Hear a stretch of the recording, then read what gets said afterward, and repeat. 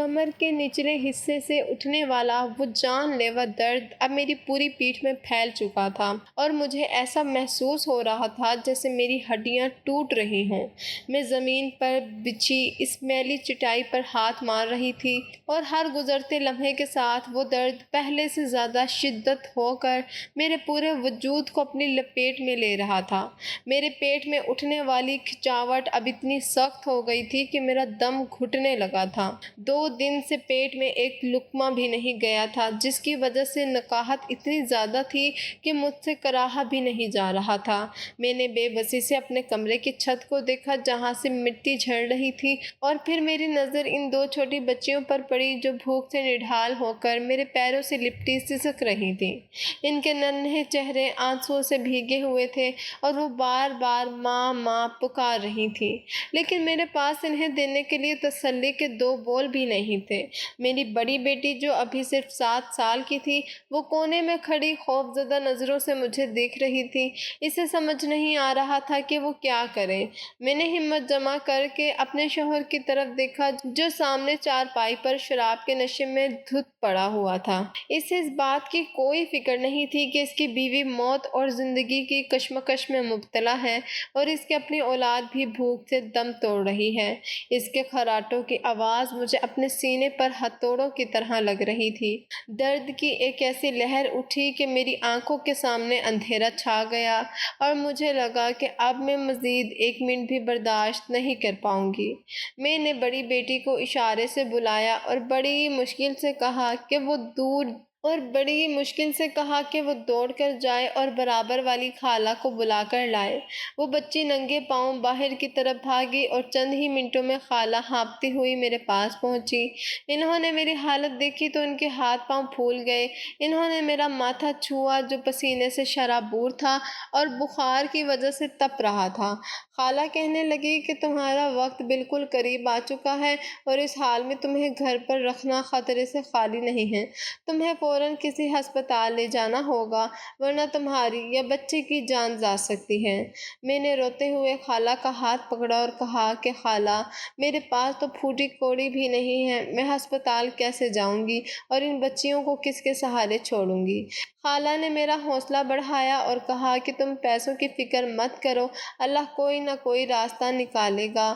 انہوں نے محلے کے ایک لڑکے کو آواز دی کہ رکشہ لے کر آئے۔ تب تک میرا نشئی شوہر ایک لمحے کے لیے ہڑبڑا کر اٹھا۔ اس نے کمرے میں موجود لوگوں کو دیکھا اور پھر بیزاری سے کروٹ بدل کر دوبارہ سو گیا۔ اس کی اس بے حسی نے میرے دل پر جیسے نشتر چلا دیے ہوں۔ میں نے سوچا کہ اللہ نے مجھے کیسا ہمسفر دیا ہے جو اس وقت بھی میرا ساتھ نہیں دے رہا جب مجھے اس کی سب سے زیادہ ضرورت ہے۔ درد کی شدت اب اتنی بڑھ گئی تھی کہ مجھے اپنا نچلا دھڑ سن ہوتا محسوس ہو رہا تھا۔ خالہ نے جلدی جلدی ایک پرانی چادر نکالی اور مجھے سہارا دے کر اٹھانے کی کوشش کی، لیکن مجھ میں کھڑے ہونے کی سکت نہیں تھی۔ میرے پاؤں کانپ رہے تھے اور خالی پیٹ ہونے کی وجہ سے بری طرح سر چکرا رہا تھا۔ بڑی مشکل سے مجھے رکشے تک پہنچایا گیا جہاں میری دونوں چھوٹی بچیاں چیخ چیخ کر رو رہی تھیں۔ وہ مجھ سے دور نہیں ہونا چاہتی تھیں، لیکن خالہ نے انہیں زبردستی پیچھے ہٹایا۔ رکشہ جیسے ہی کچی سڑک پر چلا، ہر جھٹکے کے ساتھ میری کمر میں درد کی ایک نئی بجلی گوندتی تھی۔ میں نے رکشے کی لوہے کی سلاخ کو اتنی زور سے پکڑا ہوا تھا کہ میری انگلیاں سفید پڑ گئی تھیں۔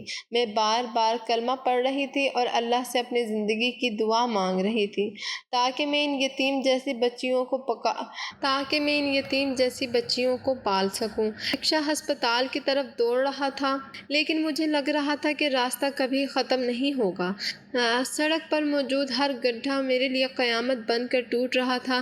ہسپتال پہنچتے ہی خالہ نے شور مچایا اور وارڈ بوائے اسٹریچر لے کر دوڑے اور مجھے اس ٹھنڈے اسٹریچر پر لٹا دیا گیا تو مجھے تھوڑی دیر کے لیے سکون محسوس ہوا، لیکن درد کی لہریں اب مسلسل آ رہی تھیں۔ ڈاکٹر نے میرا معائنہ کیا اور نرس سے کہا کہ اس کی حالت بہت نازک ہے، اسے فوراً لیبر روم میں منتقل کرو۔ مجھے وہاں لے جایا گیا جہاں سفید دیواریں اور دوائیوں کی بو نے میرا دل مزید خراب کر دیا۔ میں وہاں اکیلی تھی اور میرے پاس صرف میری ممتا کی ہمت تھی۔ نرس بار بار مجھ سے کہہ رہی تھی کہ ہمت مت ہارو، لیکن بھوک اور کمزوری نے میرا ساتھ چھوڑ دیا تھا۔ مجھے اپنی ان 2 بیٹیوں کے چہرے یاد آ رہے تھے جو گھر کی دہلیز پر روتی ہوئی رہ گئی تھیں، اور پھر وہ لمحہ آیا جب ایک زوردار درد کے ساتھ میرے جسم سے وہ بوجھ الگ ہو گیا۔ نرس نے بتایا کہ بیٹی ہوئی ہے۔ یہ سن کر میری آنکھوں سے بے اختیار آنسو نکل آئے کہ ایک اور بیٹی اس ظالم دنیا میں آ گئی جس کا باپ نشئی ہے اور جس کی ماں کے پاس اسے پلانے کو دودھ تک نہیں ہے۔ کچھ دیر بعد مجھے جب وارڈ میں منتقل کیا گیا تو میں نے اپنی اس تیسری بیٹی کو دیکھا۔ وہ بہت خوبصورت تھی، بالکل چاند کی طرح سفید، لیکن اسے دیکھ کر میرا دل بیٹھ گیا کہ میں اسے کیا کھلاؤں گی اور اسے کیسے پالوں گی۔ ابھی میں انہی سوچوں میں گم تھی کہ خالہ وارڈ میں داخل ہوئی۔ ان کے چہرے پر تھکن تو تھی مگر سکون بھی تھا۔ انہوں نے میرے قریب آ کر سر پر ہاتھ رکھا اور بڑے پیار سے بتایا کہ پریشان نہ ہو، اللہ نے کرم کر دیا ہے۔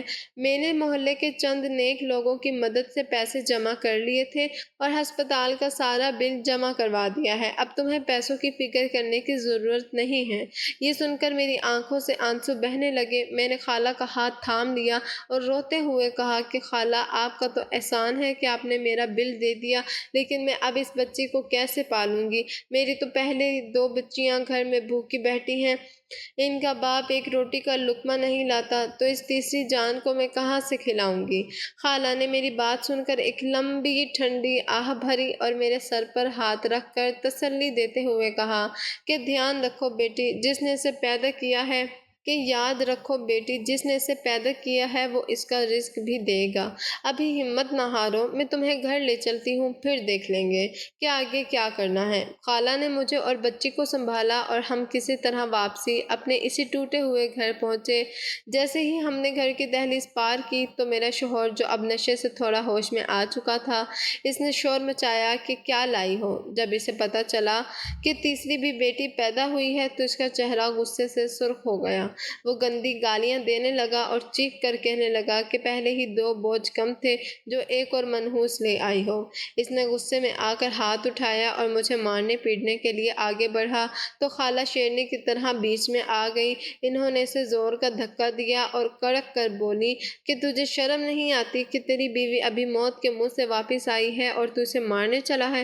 تو نشے میں دھت ہے، ابھی کے ابھی یہاں سے نکل جا ورنہ میں محلے والوں کو بلا لوں گی۔ خالہ کی ڈانٹ سن کر وہ بڑبڑاتا ہوا اور گالیاں بکتا ہوا گھر سے باہر نکل گیا، لیکن میری دونوں بڑی بچیاں اس شور شرابے سے بری طرح خوفزدہ ہو کر کونے میں دبک گئیں۔ ان کے چہروں پر چھائی دہشت دیکھ کر میرا کلیجہ کٹ گیا۔ اتنے میں ہماری دوسری پڑوسن سکینہ بی بی ہاتھ میں کھانے کا برتن لیے اندر داخل ہوئیں۔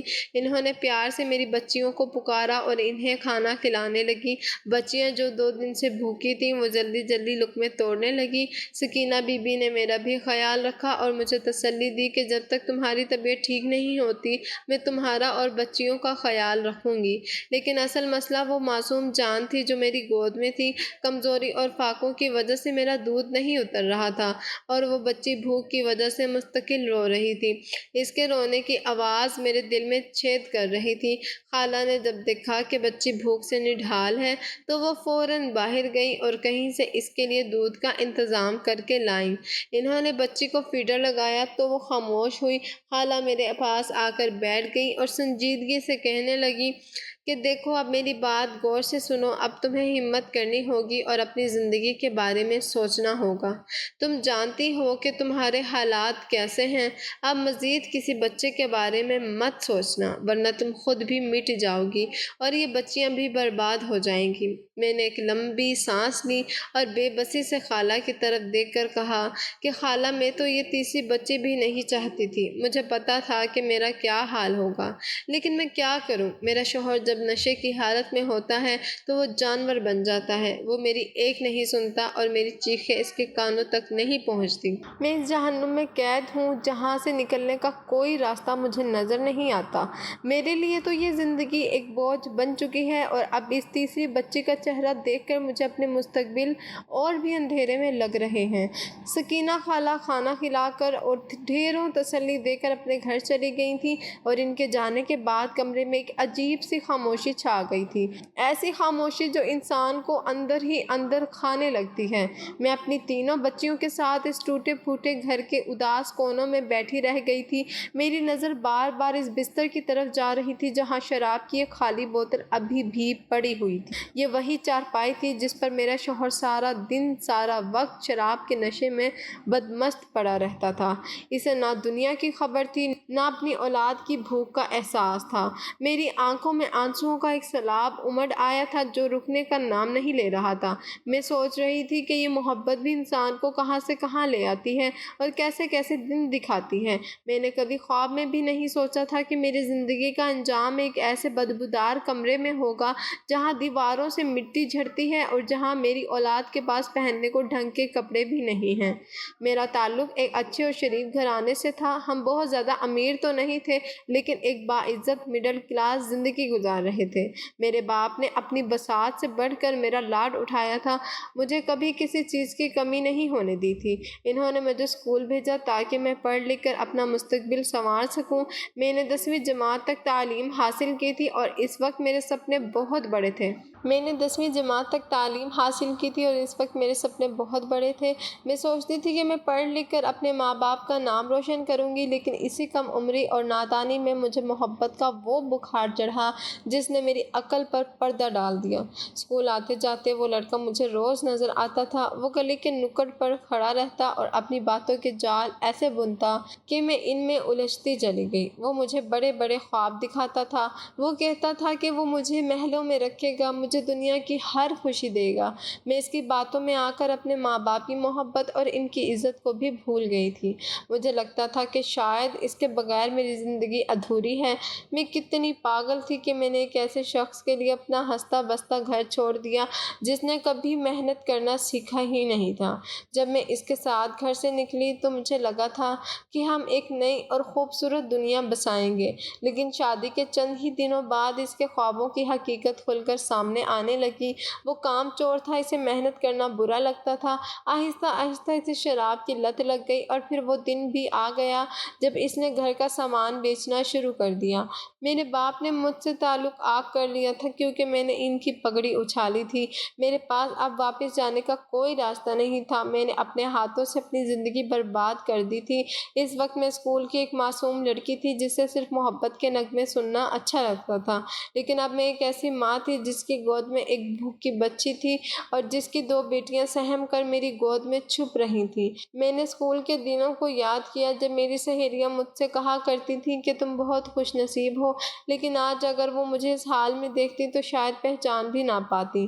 میرے چہرے کی رونق اور آنکھوں کی چمک اب گہرے حلقوں اور زردی میں بدل چکی تھی۔ میں نے اسکول کی وردی اتار کر یہ میلی کچیلی چادر اوڑھ لی تھی جو میری غربت کا کفن بنتی جا رہی تھی۔ اس لڑکے نے جس سے میں نے محبت کی تھی مجھے کبھی وہ عزت نہیں دی جس کا اس نے وعدہ کیا تھا۔ وہ تو مجھے ایک بوجھ سمجھنے لگا تھا اور آج اس تیسری بیٹی کی پیدائش پر اس نے اپنی اصل اوقات دکھا دی تھی۔ میں نے سوچا کہ کاش میں اس وقت اپنے باپ کی بات مان لیتی، کاش میں اس محبت کے سیراب کے پیچھے نہ بھاگتی، تو آج میری بیٹیاں بھی کسی اچھے اسکول میں پڑھ رہی ہوتی، نہ کہ اس گندے بستر پر پڑی بھوک سے سسک رہی ہوتی۔ میرے دل میں رہ رہ کر یہ خیال آ رہا تھا کہ میں نے اپنی زندگی تو برباد کر لی، لیکن ان بچیوں کا کیا قصور ہے جنہیں میں نے اس جہنم میں لا کھڑا کیا ہے۔ میری ممتا مجھے ملامت کر رہی تھی اور میرا ماضی مجھے چڑھا رہا تھا۔ وہ اسکول کی راہداریوں کے کہہ کے اب میرے اس ویران گھر کی سسکیوں میں بدل چکے تھے۔ محبت کا وہ نشہ جو 10ویں جماعت میں مجھ پر طاری ہوا تھا وہ آج اس شراب کی بوتل کی بو میں گم ہو کر رہ گیا تھا۔ میں نے اپنی نادانی کی اتنی بڑی قیمت چکائی تھی کہ اب میرے پاس پچھتاوے کے سوا کچھ باقی نہیں تھا، اور سامنے پڑی وہ شراب کی خالی بوتل مجھے یاد دلا رہی تھی کہ میرا انتخاب کتنا غلط تھا۔ جس شخص کو میں نے اپنا مسیحا سمجھا تھا وہ میرا سب سے بڑا دشمن ثابت ہوا تھا۔ میں روتے روتے نڈھال ہو گئی تھی، لیکن میرے پاس اپنی تقدیر کو کوسنے کے علاوہ کوئی دوسرا راستہ نہیں بچا تھا۔ آنے والے چند دن تو محلے والوں نے میرا اور میری بیٹیوں کا خیال رکھا کیونکہ میری جسمانی حالت بہت زیادہ خراب ہو چکی تھی اور بچیاں بچیاں بھی کئی دن سے بھوکی تھیں۔ لوگ شروع میں ہمدردی دکھاتے ہیں اور کچھ دن تک تو دسترخوان سے بچا ہوا کھانا یا کوئی پرانا کپڑا دے جاتے ہیں، لیکن وقت کے ساتھ ساتھ سب کے دل بھر گئے اور دھیرے دھیرے ہر کوئی اپنی اپنی زندگی کی تلخیوں میں مصروف ہو گیا۔ بس ایک سکینہ خالہ ہی تھی جنہیں ہمارا خیال تھا۔ وہ روزانہ کسی نہ کسی بہانے چکر لگاتی تھی اور میرا حال احوال پوچھ لیا کرتی تھی۔ کبھی وہ اپنے حصے کا دودھ بچا کر چھوٹی بچی کے لیے لے آتی تو کبھی میری بڑی بیٹیوں کے سر پر ہاتھ رکھ کر انہیں تسلی دیتی، لیکن وہ بھی کب تک کرتی، ان کا اپنا گھرانہ بھی تو سفید پوش تھا۔ پھر ایک دن میرا شوہر حمزہ، جو کوئی گھنٹوں سے غائب تھا، اچانک نشے میں دھت ہو کر گھر لوٹا۔ اس کے قدم زمین پر ٹک نہیں رہے تھے اور وہ دیواروں کا سہارا لیتے ہوئے اندر داخل ہوا۔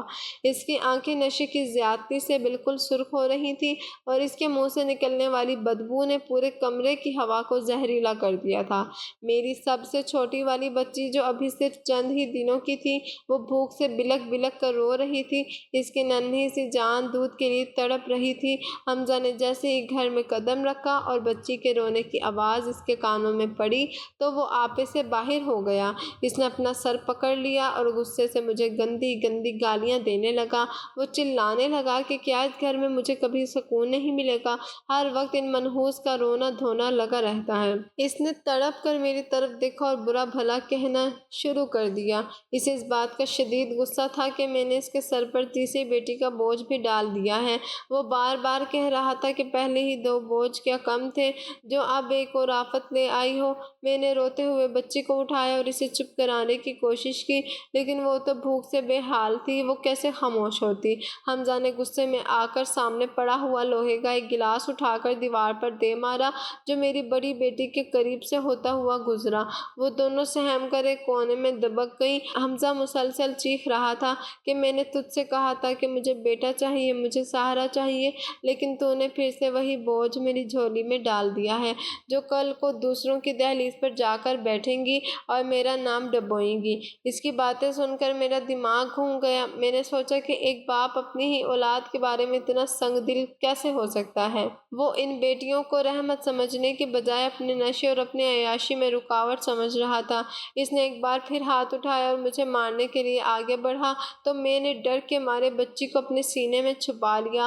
اس نے زوردار تماچا میرے منہ پر دے مارا اور کہا کہ اسے کہیں بھی لے جا کر چھوڑ آؤ یا کسی کو دے دو، مجھے یہ آواز اس گھر میں اب دوبارہ نہیں سنائی دینی چاہیے، ورنہ میں اس کا گلا دبا دوں گا۔ اس کی اس وحشیانہ بات نے میرے رونگٹے کھڑے کر دیے۔ مجھے پہلی بار اپنی کوکھ سے جنمی اس معصوم جان کے لیے اس کے اپنے باپ سے خوف محسوس ہونے لگا۔ میں رات بھر جاگتی رہی اور روتی رہی جبکہ وہ نشے کی نیند سو گیا۔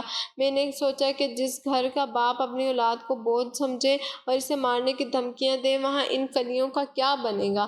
غربت تو ایک طرف تھی، لیکن یہ نفرت اور بے حسی تو غربت سے بھی زیادہ خطرناک تھی۔ وہ وحشیانہ باتیں کر کے اور مجھے ذہنی اور جسمانی اذیت دے کر نشے میں دھت اسی بستر پر ڈھیر ہو کر سو گیا، لیکن میری آنکھوں سے نیند کوسوں دور تھی۔ میں ساری رات ان دیواروں کو تکتی رہی جو بے بسی کا تماشا دیکھ رہی تھی۔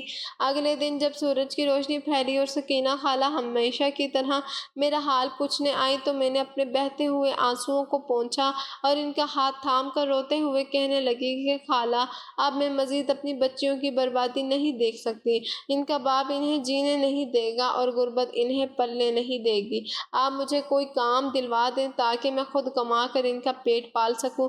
دراصل خالہ کی اپنی بیٹی بھی شہر کے بڑے بڑے بنگلوں میں کام کرتی تھی، اسی لیے مجھے امید تھی کہ وہ میری مدد ضرور کریں گی۔ میں نے بڑے مان سے ان سے کہا کہ خالہ مجھے بھی کسی بڑے گھر میں کام دلوا دیں جہاں میں صفائی ستھرائی کر سکوں۔ خالہ نے ہمدردی سے مجھے دیکھا اور کہنے لگی کہ ٹھیک ہے، میں پتہ کر کے بتاتی ہوں۔ پھر اگلے ہی دن خالہ نے ایک بہت بڑے اور شاندار بنگلے پر مجھے کام دلوا دیا۔ میں اپنی تینوں بچیوں کو ساتھ لے کر اس بنگلے پر جانے لگی، کیونکہ انہیں گھر پر اس نشئی باپ کے پاس چھوڑنا موت کے منہ میں دینے کے برابر تھا۔ سارا دن میں اس بڑے سے گھر میں محنت مزدوری کرتی، جھاڑو پوچھا کرتی، برتن دھوتی اور میری بچیاں بنگلے کے ایک کونے میں بیٹھی رہتی۔ اس کام کی وجہ سے کم از کم اتنا تو ہوا کہ میرے بچوں کو وقت پر کھانا نصیب ہونے لگا۔ بنگلے کی مالکن رحم دل تھی، وہ بچا ہوا تازہ کھانا میری بچیوں کو دے دیتی، جس سے ان کے مرجھائے ہوئے چہروں پر تھوڑی سی رونق آنے لگی تھی۔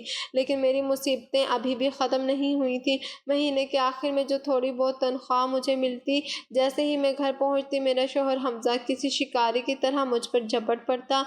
वो ज़बरदस्ती मेरे दुपट्टे के पल्लू में बंधे हुए वो चंद रुपए छीन लेता और जाकर शराब पी लेता।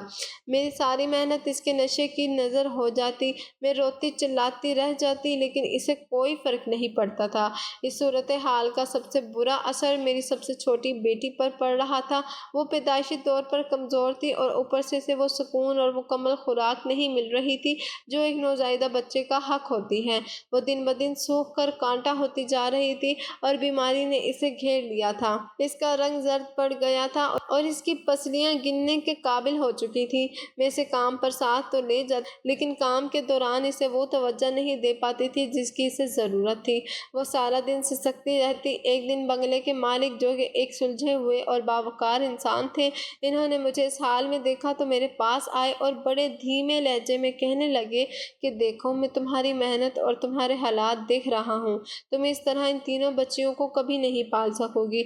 तुम खुद भी मिट जाओगी और इनका मुस्तकबिल भी तबाह हो जाएगा। तुम्हारी ये सबसे छोटी बच्ची अगर इसी हाल में रही तो शायद ये जिंदा भी ना बच पाए। अगर तुम चाहो तो अपनी इस छोटी औलाद को किसी अच्छे घर में दे सकती हो। इनकी ये बात सुनकर मेरे पैरों तले से ज़मीन निकल गई। मेरा दिल ज़ोर से धड़का और मैंने घबरा कर फ़ौरन अपनी बच्ची को अपने सीने से लगा लिया। मेरे अंदर की माँ जैसे चीख उठी हो। मैंने कांपती आवाज़ में कहा कि साहिब, ये आप क्या कह रहे हैं? ये मेरे जिगर का टुकड़ा है, इसमें मेरी जान बसती है। मैं इसे कैसे किसी गैर के हवाले कर सकती हूँ? चाहे मैं भूखी मर जाऊँ, पर मैं अपनी औलाद नहीं दूंगी। मगर बंगले के मालिक ने बड़े तहम्मुल से मेरी बात सुनी और फिर समझाते हुए कहने लगे कि मेरी बात ठंडे दिमाग से सोचो। मेरा एक बहुत करीबी दोस्त है, वो बहुत ही अच्छे और पढ़े लिखे ख़ानदान से ताल्लुक़ रखता है। दौलत की इनके पास कोई कमी नहीं है, बस एक दुख है कि वो बे औलाद हैं। वो बरसों से एक बच्चे की सूरत देखने को तरस रहे हैं। अगर तुम ये बच्ची इनके हवाले कर दो तो इसे अपनी जान से ज़्यादा प्यार देंगे। इसे वो तमाम खुशियाँ और तालीम मिलेगी जो तुम इसे इस झोंपड़ी में कभी नहीं दे सकोगी, और इसके बदले में वो तुम्हें 2 तोला सोना देंगे। इस सोने को बेचकर तुम अपनी बाकी 2 बेटियों के लिए कोई छोटा सा कारोबार कर लेना या इनके मुस्तकबिल को बेहतर बना लेना। ये सौदा तुम्हारी इस बच्चे की ज़िंदगी में बचा लेगा और तुम्हारी बाकी 2 बेटियों को इस जहन्नुम से भी निकाल लेगा जहाँ इनका बाप इन्हें रोज़ मारता है। इनकी बातों ने मेरे जहन में एक तूफान खड़ा कर दिया था। एक तरफ मेरी ममता थी जो अपनी बच्ची को जुदा करने के तसव्वुर से ही तड़प रही थी, और दूसरी तरफ वो कड़वी हकीकत थी कि अगर वो मेरे पास रही तो शायद बीमारी और भूख से मर जाएगी या इसका बाप इसे किसी रोज़ नशे की हालत में जान से मार देगा। मैं इनके सामने खड़ी लरज़ रही थी और सोना जो इन्होंने जिक्र किया था वो मुझे अपनी बेटी की कीमत नहीं बल्कि अपनी बाकी 2 बच्चियों की ज़िंदगी की बका नज़र आने लगा था। मगर मैं इतनी जल्दी ये फ़ैसला नहीं कर सकती थी। मेरे लिए अपने लख्ते जिगर को खुद से दूर करना बहुत मुश्किल था। वो बच्ची जिसका लम्स मेरी ज़िंदगी की तमाम तलखियों को चंद लम्हों के लिए भुला देता था, इसे किसी गैर के हवाले करना किसी क़यामत से कम नहीं था। इसीलिए मैंने सोचने के लिए मोहलत मांगी थी, और फिर सारा दिन बोझल दिल के साथ काम करके जब वापस लौटी तो मेरा शौहर हमजा खिलाफ तवक्का होश में था और बड़ी बेसब्री से मेरा इंतज़ार कर रहा था। मुझे देखते ही वो मेरी तरफ लपका और कहने लगा, शबाना, आज बड़ा गज़ब हो गया है। मैंने हैरत से इसकी तरफ देखा। पहली बार वो मुझे बगैर नशे के नज़र आ रहा था। इसकी आंखों में सुर्खी की जगह एक अजीब सा खौफ और इज़्तिराब था। मैंने तल्खी से कहा कि कोई नई बात बताओ। तुम्हारे साथ मेरी ज़िंदगी में रोज़ कोई ना कोई नया तूफ़ान ही आता है। कभी तुम शराब पीकर किसी का सर फोड़ आते हो तो कभी घर का बचा कुचा सामान बेच देते हो। मेरी बात सुनकर एकदम इसका चेहरा गुस्से से भर गया। इसकी रगें तन गईं और मुझे लगा कि अब वो हस्बे मामूल मुझ पर टूट पड़ेगा, लेकिन जैसे इसने बड़ी मुश्किल से खुद पर काबू पा लिया और मुझे सख्त हैरत हुई कि इसने आज मुझ पर हाथ कैसे नहीं उठाया था। मैं अभी इसी कश्मकश में थी कि वो अपने असल मतलब पर आ गया। इसने सर झुकाकर दबी आवाज़ में कहा कि शबाना, मैंने जुए में एक बहुत बड़ी रकम हार दी है और जिन लोगों से मैं हारा हूँ वो बहुत ख़तरनाक हैं। इन्होंने मुझे वार्निंग दी है कि अगर मैंने जल्द से जल्द वो पैसे ना चुकाए तो वो मेरी जान ले लेंगे या फिर तुम्हारी इन बेटियों को उठाकर ले जाएंगे। تم کسی طرح اپنے بنگلے کے مالک سے کہہ کر پیسوں کا انتظام کر لو، ان سے قرضہ لے لو یا ان کے پیر پکڑ لو، مگر مجھے ان درندوں سے بچا لو۔ یہ سننا تھا کہ میرے ہوش اڑ گئے، میرا دماغ سن ہو گیا اور مجھے ایسا لگا جیسے میرے چاروں طرف اندھیرا چھا گیا ہو۔ جس شخص کے لیے میں نے اپنے ماں باپ کا گھر چھوڑا تھا، وہ آج جوئے میں اپنی جان کے بدلے اپنی بیوی اور بچیوں کی زندگی داؤ پر لگا چکا تھا۔ تقدیر مجھے ایک ایسے راستے پر دھکیل رہی تھی جہاں ایک طرف میری ممتا کا امتحان تھا اور دوسری طرف میری باقی دو بچیوں کی آبرو اور جان کا خطرہ تھا۔ حمزہ میرے سامنے گڑ گڑا رہا تھا، لیکن مجھے اس کے چہرے میں صرف ایک ایسا انسان نظر آ رہا تھا جو اپنی ہوس اور نشے کی خاطر اپنے جگر کے ٹکڑوں کو بھی بیچ سکتا ہے۔ میں نے غصے اور حقارت سے حمزہ کی طرف دیکھا اور چلا کر کہا کہ تمہاری ہمت کیسے ہوئی مجھ سے یہ کہنے کی؟ کیا تمہیں ذرا بھی شرم نہیں آتی کہ تم اپنی عیاشیوں اور جوئے کی رقم بھرنے کے لیے مجھے ان لوگوں کے سامنے ہاتھ پھیلانے کا کہہ رہے ہو جنہوں نے مجھے سر چھپانے اور پیٹ بھرنے کے لیے کام دیا ہے؟ میں ان سے کوئی ادھار نہیں لوں گی اور نہ ہی ان کے سامنے اپنی غیرت کا سودا کروں گی۔ تم نے یہ گناہ کیا ہے تو تمہیں اس کا عذاب بھگتو۔ میرے پاس پھوٹی کوڑی نہیں ہے اور نہ ہی میں اپنی بچیوں کے منہ کا نوالا چھین کر تمہاری جوئے کی رقم بھروں گی۔ میری یہ بات سن کر حمزہ کا وہ جھوٹا ضبط ایک دم ٹوٹ گیا، اس کی آنکھیں غصے سے ابلنے لگیں اور اس نے میرا بازو اتنی زور سے مروڑا کہ میری چیخ نکل گئی۔ اس نے غرا کر کہا کہ زبان سنبھال کر بات کر شبانہ، تو شاید بھول رہی ہے کہ میں تیرا شوہر ہوں اور ان بچیوں کا باپ ہوں۔ اگر میں نے قرض نہ چکایا تو وہ لوگ ہمیں نہیں چھوڑیں گے اور اگر میں نہ رہا تو تم سب کو کون پالے گا؟ میں نے تڑپ کر اپنا بازو چھڑانے کی کوشش کی اور کہا کہ پال تو تم اب بھی نہیں رہے ہو، ہمیں تو سکینہ خالہ اور ان بنگلے والوں کا احسان ماننا چاہیے کہ ہم زندہ ہیں، تم تو صرف ہماری زندگیوں میں زہر گھول رہے ہو۔ حمزہ نے ایک دم قہقہ لگایا جو کسی درندے کی ہنسی جیسا تھا۔ اس نے میرے قریب آ کر بڑی سفاکی سے کہا کہ اچھا تو تم ادھار نہیں مانگو گی، تو پھر میری بات کان کھول کر سن لو۔ ان لوگوں نے مجھ سے کہا ہے کہ اگر پیسے نہیں دے سکتے تو اپنی کسی ایک بیٹی کو ہمارے حوالے کر دو، وہ اسے لے جائیں گے اور میرا قرض اتر جائے گا۔ اگر تم نے کل تک پیسوں کا انتظام نہیں کیا تو میں اپنی کسی بھی ایک بچی کو ان کے حوالے کر دوں گا اور تم میرا کچھ نہیں بگاڑ سکو گی۔ یہ سننا تھا کہ میرے تن بدن میں آگ لگ گئی، میرا دل چاہا کہ میں اس شخص کا گلا دبا دوں۔ میں نے دیوانہ وار اسے مارنا شروع کر دیا اور چیخی کہ تم ایسا کیسے کر سکتے ہو؟ وہ تمہارا خون ہے، تم اتنے گرے ہوئے انسان کیسے ہو سکتے ہو؟ مگر وہ مجھے دھکا دے کر دیوار سے لگا چکا تھا۔ اس نے غصے سے کہا کہ میں سب کچھ کر سکتا ہوں، اب فیصلہ تیرے ہاتھ میں ہے، یا تو پیسے لا یا اپنی ایک بچی سے ہاتھ دھو لے۔ وہ بڑبڑاتا ہوا گھر سے باہر نکل گیا اور میں فرش پر ڈھیر ہو کر ہچکیاں لینے لگی۔ میرے سامنے میری تینوں بچیاں بیٹھی تھیں جو اس خوفناک منظر کو دیکھ کر سہم گئی تھیں۔ مجھے وہ امیر جوڑا اور وہ 2 تولہ سونا یاد آنے لگا۔ مجھے لگا کہ اگر میں نے اپنی چھوٹی بچی کو ان کے حوالے نہ کیا تو یہ ظالم انسان اسے کسی ایسے گروہ کو بیچ دے گا جہاں اس کی زندگی جہنم بن جائے گی۔ کم از کم وہ امیر جوڑا اسے اولاد بنا کر پالے گا تو صحیح۔ میرے پاس اب کوئی راستہ نہیں بچا تھا، ایک طرف کنواں تھا اور دوسری طرف کھائی، اور میں نے اپنی ممتا کا گلا گھونٹ کر اپنی بچیوں کی آبرو بچانے کا کٹھن فیصلہ کر لیا۔ اگلے دن جب میں کام پر گئی تو میرے قدم من بھر کے ہو رہے تھے۔ میری گود میں موجود وہ معصوم جان جس کی مسکراہٹ میری کائنات تھی، وہ اب مجھ سے جدا ہونے والی تھی۔ بنگلے میں داخل ہوتے ہی میں سیدھی مالک کے کمرے کی طرف بڑھی۔ میری آنکھیں سوجی ہوئی تھی۔ میں نے ہمت جمع کی اور مالک کے سامنے کھڑے ہو کر لرزتی آواز میں کہا کہ صاحب میں تیار ہوں، میں اپنی بچی کو ان لوگوں کو دینے کے لیے تیار ہوں۔ آپ بس اسے ان تک پہنچا دیں اور مجھے وہ سونا دے دیں جس کا آپ نے ذکر کیا تھا۔ مالک نے میری حالت دیکھی تو ان کی آنکھوں میں ترس جھلکا۔ انہوں نے فوراً اپنی گاڑی نکالی اور مجھے اپنی بچی سمیت گاڑی میں بٹھا لیا۔ گاڑی جب شہر کی بڑی بڑی سڑکوں سے گزر رہی تھی تو مجھے لگ رہا تھا میرا دم نکل جائے گا۔ میں بار بار اپنی بچی کے ماتھے کو چوم رہی تھی اور اس کی ننھی انگلیوں کو چھو رہی تھی جو شاید آخری بار میرے لمس کو محسوس کر رہی تھی۔ گاڑی ایک نہایت شاندار اور عالیشان بنگلے کے سامنے جا کر رکی جس کے دروازے پر بڑے بڑے پہرے دار کھڑے تھے۔ مالک نے مجھ سے بچی مانگی تو میرے ہاتھ کانپنے لگے۔ میں نے اسے ایک بار پھر سے سینے سے لگایا، اس کی خوشبو کو اپنے اندر بسانے کی کوشش کی اور پھر بوجھل دل کے ساتھ اسے مالک کے حوالے کر دیا۔ وہ اسے لے کر اندر چلے گئے اور میں گاڑی میں بیٹھی تڑپتی رہی۔ مجھے لگ رہا تھا جیسے کوئی میرے جسم سے میری روح کھینچ کر لے گیا ہو۔ تھوڑی ہی دیر بعد جب مالک باہر آئے تو ان کے کے ہاتھ میں ایک مخمل کا ڈبہ تھا۔ انہوں نے وہ ڈبہ میرے ہاتھ میں رکھا اور اسے کھولا تو اس میں 2 تولہ سونے کے چمکدار زیور تھے۔ انہوں نے سنجیدگی سے میری طرف دیکھا اور کہنے لگے، دیکھو شبانہ، تمہاری بچی یہاں محلوں میں رہے گی، اسے وہ سب ملے گا جو تم سوچ بھی نہیں سکتی، لیکن میری ایک نصیحت یاد رکھنا، یہ سونا اپنی بیٹی کی قیمت نہیں بلکہ اس کی قربانی کا صلہ سمجھ کر سنبھالنا، اور اسے اپنے اس شرابی شوہر کے حوالے ہرگز نہ کرنا، ورنہ وہ اسے بھی جوئے اور شراب میں اڑا دے گا۔ تو بہتر یہ ہے کہ تم اسی سے اپنی باقی دونوں بیٹیوں کا مستقبل سنوار لو۔ مالک کی بات سن کر میرے صبر کا بندھن ٹوٹ گیا اور میں زاروں قطار رونے لگی۔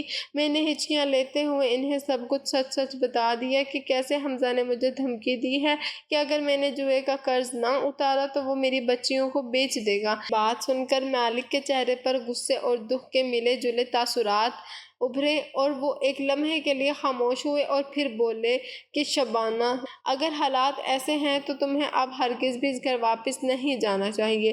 وہ گھر تمہارے لیے اور تمہاری بچیوں کے لیے مناسب نہیں ہے، ویسے بھی وہ ایک کرائے کا چھوٹا سا مکان ہے جہاں تمہارے لیے سوائے ذلت اور ڈر کے کچھ نہیں ہے۔ بہتر یہ ہے کہ تم کوئی اور ٹھکانہ کرو اور اب اس درندے سے ہمیشہ کے لیے دور ہو جاؤ۔ میں نے روتے ہوئے کہا کہ صاحب، میں کہاں جاؤں گی، میرا تو اس دنیا میں کوئی ٹھکانہ نہیں ہے، نہ باپ کا گھر رہا اور نہ کوئی رشتہ دار جو مجھے پناہ دے سکے۔ مالک مجھے دلاسا دیتے ہوئے واپس اپنے بنگلے پر لے آئے اور وہاں کام کرنے والی سب سے پرانی اور معتبر بوڑھی خاتون زرینہ بی بی کو اپنے کمرے میں بلوا لیا۔ زرینہ بی بی برسوں سے اس گھر کی خدمت کر رہی تھیں اور سب ان کی بہت عزت کرتے تھے۔ مالک نے زرینہ بی بی سے کہا کہ دیکھو، یہ شبانہ بہت مجبور ہے، اس کی مدد کرنا ہم سب کا فرض ہے۔ تم اپنی بیٹی کی شادی پر اپنے گاؤں جا رہی ہو، اسے بھی اپنے ساتھ لے جاؤ۔ اس سونے کو بیچ کر جو رقم ملے گی اس سے گاؤں میں کوئی چھوٹی موٹی دکان کھول لینا یا کوئی گھر کرائے پر لے لینا جہاں تمہاری بچیاں محفوظ رہیں۔ باقی زرینہ بی بی تمہاری ہر طرح سے مدد کر دیں گی اور کچھ پیسے میں بھی وقتاً فوقتاً تمہیں بھجواتا رہوں گا۔ مالک کی اس بے پناہ رحم دلی نے میرے ٹوٹے ہوئے دل کو جیسے جوڑ دیا تھا۔ مجھے اپنی ان 2 بیٹیوں کی عزت اور زندگی محفوظ نظر آنے لگی تھی۔ زرینہ بی بی نے بڑی شفقت سے میرے سر پر ہاتھ رکھا اور کہا کہ بیٹی، فکر نہ کرو، اللہ مسبب الاسباب ہے، تم میرے ساتھ چلو گی تو تمہیں اپنی بہنوں کی طرح رکھوں گی۔ اسی دن زرینہ بی بی کا سامان بندھ گیا اور میں نے بھی اپنی 2 بچیوں کے ساتھ اس شہر کو ہمیشہ کے لیے خیر باد کہہ دیا جس نے مجھے صرف آنسو اور پچھتاوے دیے تھے۔ میں اس ریل گاڑی میں بیٹھی کھڑکی سے باہر بدلتے ہوئے مناظر دیکھ رہی تھی اور میرا دل اس تیسری بیٹی کے پاس رہ گیا تھا جس میں میری جان بستی تھی۔ میں نے اپنا گھر چھوڑ دیا، اپنی محبت کی وہ تمام نشانیاں چھوڑ دی جو اب ناسور بن چکی تھی، اور وہ پیسہ اپنی گٹھڑی میں دبا لیا جو شہر چھوڑنے سے پہلے زیور کو فروخت کر کے میں نے حاصل کیا تھا۔ میں ایک نئی زندگی کی طرف جا رہی تھی، لیکن میرا ایک حصہ ہمیشہ کے لیے اسی کوٹھی کی دیواروں کے پیچھے دفن ہو چکا تھا جہاں میری بچی اب کسی اور کو ماں کہنے کے لیے بڑی ہو رہی تھی۔ گاؤں پہنچ کر زندگی کی ڈور بالکل بدل چکی تھی۔ شروع میں اجنبیت اور تنہائی کا احساس تھا، مگر اپنی بیٹیوں کے محفوظ مستقبل کی خاطر میں نے اپنے تمام دکھوں کو سینے میں دفن کر لیا۔ زرینہ بی بی نے قدم قدم پر میرا ساتھ دیا اور ان کی رہنمائی میں نے اس 2 تولہ سونے کو بیچ کر گاؤں کے چوک میں ایک چھوٹی سی پرچون کی دکان کھول لی۔ وہ دکان صرف لکڑی کا ایک کھوکا نہیں تھی بلکہ میری برسوں کی قربانی اور ممتا کا صلہ تھی۔ میں صبح سویرے اپنی بیٹیوں کو تیار کر کے اسکول بھیجتی اور خود دکان پر بیٹھ جاتی۔ میں نے دن رات ایک کر دیے، کبھی کبھی تو ایسا ہوتا کہ تھکن سے چور ہو کر دکان کے تخت پر ہی آنکھ لگ جاتی، لیکن جب اپنی بیٹیوں کے ہنستے مسکراتے چہرے دیکھتی تو میری ساری تھکن کافور ہو جاتی۔ میری محنت رنگ لائی اور وہ چھوٹی سی دکان آہستہ آہستہ ترقی کرتے ہوئے علاقے کی ایک بڑی اور مشہور دکان میں تبدیل ہو گئی۔ گاؤں بھر کے لوگ میری ہمت اور ایمانداری کی مثالیں دینے لگے۔ وقت اڑتا رہا اور میری بیٹیاں گاؤں کے اسکول سے نکل کر کالج کی دہلیز تک پہنچ گئیں۔ اب مجھے ان کے روشن مستقبل کے لیے ایک بار پھر ہجرت کا فیصلہ کرنا پڑا، کیونکہ گاؤں میں اعلیٰ تعلیم کے وہ مواقع میسر نہیں تھے جو شہر کی بڑی یونیورسٹیوں میں تھے۔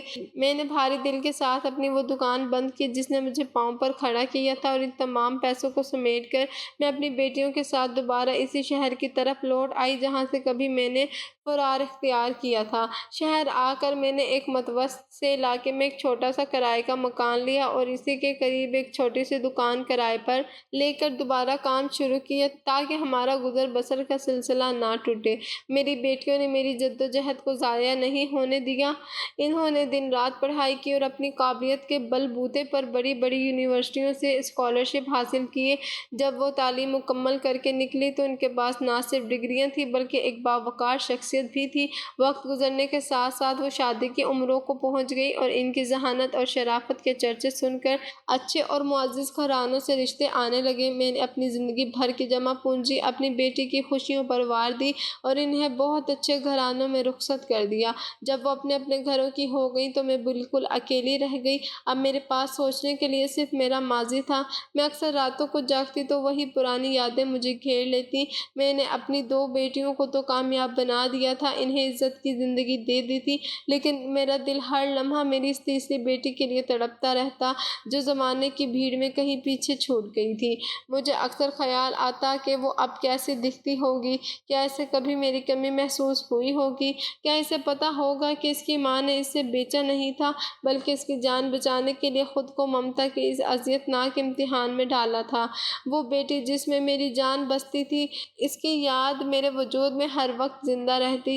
ایک دن میری تڑپ حد سے بڑھ گئی اور میں نے فیصلہ کیا اب چاہے کچھ بھی ہو جائے میں اپنی اس بیٹی کو ایک نظر ضرور دیکھوں گی جس کا چہرہ دیکھنے کے لیے میری آنکھیں برسوں سے ترس گئی تھیں۔ میں نے اپنا وہی پرانا برقع نکالا اور اپنا چہرہ اچھی طرح چھپا لیا تاکہ کوئی مجھے پہچان نہ سکے۔ میرا دل سینے میں ہتھوڑوں کی طرح بج رہا تھا اور ہاتھ پاؤں ٹھنڈے ہو رہے تھے۔ میں اسی علاقے میں پہنچی جہاں وہ عالیشان کوٹھی تھی۔ وقت نے بہت کچھ بدل دیا تھا لیکن وہ کوٹھی آج بھی اپنی پوری آب و تاب کے ساتھ وہیں کھڑی تھی۔ میں نے لرزتے قدموں سے دروازے کی طرف قدم بڑھائے اور گیٹ پر کھڑے چوکیدار سے ڈرتے ڈرتے پوچھا کہ کیا میں اندر جا سکتی ہوں؟ اس نے مجھے کام والی سمجھ کر راستہ دے دیا۔ میں جیسے ہی اس عالیشان صحن میں داخل ہوئی تو وہاں کی چمک دمک دیکھ کر میری آنکھیں چندھی آ گئیں۔ ہر طرف ہریالی اور پھول تھے اور سامنے ایک لڑکی نہایت نفیس لباس پہنے صوفے پر بیٹھی کتاب پڑھ رہی تھی۔ اسے دیکھ کر میرا دماغ چکرا گیا اور میرے قدم وہیں جم گئے کیونکہ وہ لڑکی ہو بہو ویسی ہی دکھتی تھی جیسے میں اپنی جوانی میں دکھتی تھی۔ وہی آنکھیں، وہی نقش و نگار اور وہی پیشانی تھی جیسے کسی نے آئینہ سامنے رکھ دیا ہو۔ میری ممتا نے پکار کر کہا کہ یہی میری وہ بیٹی ہے جس کا سودا میں نے 2 تولہ سونے کے بدلے کیا تھا۔ میں نے اپنے آنسو ضبط کرنے کی کوشش کی مگر وہ برقعے کے اندر ہی میرے گالوں کو بھگونے لگے۔ میں دھیرے دھیرے اس کی طرف بڑھی، میری ہمت جواب دے رہی تھی لیکن ممتا کا جذبہ مجھے آگے کھینچ رہا تھا۔ جیسے ہی میں اس کے قریب پہنچی وہ لڑکی چونک کر اپنی جگہ سے اٹھی اور مجھے ایک عجیب سی نظر سے دیکھنے لگی۔ میں نے چاہا کہ میں اسے گلے لگا لوں، میں نے چاہا کہ میں چیخ چیخ کر اس سے بتاؤں کہ میں ہی وہ بد نصیب ماں ہوں جس نے تجھے ایک بہتر زندگی دینے کے لیے خود کو جہنم میں جھونک دیا تھا۔ میں نے لرزتے ہاتھوں سے اس کے سر پر ہاتھ رکھنا چاہا اور مسکراتے ہوئے اپنے برقعے کا نقاب الٹا دیا۔ مجھے لگا تھا کہ وہ مجھے دیکھ کر پہچان لے گی یا شاید میرا لہجہ سن کر اس کے خون میں کوئی جنبش ہوگی، لیکن اس لڑکی نے جیسے ہی میرا چہرہ دیکھا اس کے ماتھے پر بل پڑ گئے اور اس نے نہایت حقارت سے میرا ہاتھ جھٹک دیا تھا۔ وہ کڑک دار آواز میں بولی کہ تم کون ہو اور میری کوٹھی میں کیسے داخل ہو گئی؟ پھر جیسے اسے خود ہی کچھ یاد آیا ہو وہ کہنے لگی، اچھا تو تم کام کے لیے آئی ہو، ماموں نے بتایا تھا کہ انہوں نے کسی ماسی کو بلوایا ہے۔ میں نے روتے ہوئے کہا کہ بیٹی میں تمہاری ماں ہوں، دیکھو میں اتنے سالوں بعد تجھ سے ملنے آئی ہوں۔ میں نے تجھے اس گھر میں اس لیے چھوڑا تھا کہ تو شہزادی بن کر جیے۔ میری بات پر پہلے تو وہ زور سے ہنسی اور پھر طنزیہ مسکراہٹ کے ساتھ کہنے لگی کہ میری ماں وہ ہے جو اندر بیٹھی ہے، تم جیسی فقیرنی میری ماں کیسے ہو سکتی ہے جس کے پاس پہننے کو ڈھنگ کا جوڑا تک نہیں ہے؟ جاؤ یہاں سے اور دوبارہ یہ منحوس چہرہ لے کر مت آنا ورنہ میں پولیس کو بلا لوں گی۔ پتہ نہیں کہاں کہاں سے منہ اٹھا کر پاگل لوگ اس گھر میں چلے آتے ہیں اور بابا بھی کسی کو منع نہیں کرتے۔ اس کے الفاظ نے میرے وجود کے پرخچے اڑا دیے۔ مجھے اپنی 10ویں جماعت کی وہ غلطی یاد آ گئی جب میں نے اپنے باپ کی عزت پامال کی تھی اور آج میری اپنی بیٹی میری ممتا کو اپنے پیروں تلے روند رہی تھی۔ میں ساکت و جامد وہیں کھڑی رہ گئی، میرا جسم جیسے برف ہو چکا تھا اور کانوں میں اس کے الفاظ ہتھوڑوں کی طرح برس رہے تھے۔ میں نے جس بیٹی کی ایک جھلک دیکھنے کے لیے برسوں دعائیں مانگی تھی اس نے مجھے اپنی دہلیز کی خاک کے برابر بھی نہیں سمجھا تھا۔ مجھے اچانک اپنا وہ بوڑھا باپ یاد آ گیا جس کی پگڑی میں نے ایک شرابی کی محبت میں اچھالی تھی۔ آج مجھے اپنی بیٹی کے روپ میں اپنا ہی ماضی اپنے سامنے کھڑا نظر آ رہا تھا۔ مکافات عمل کا پہیہ پورا گھوم چکا تھا۔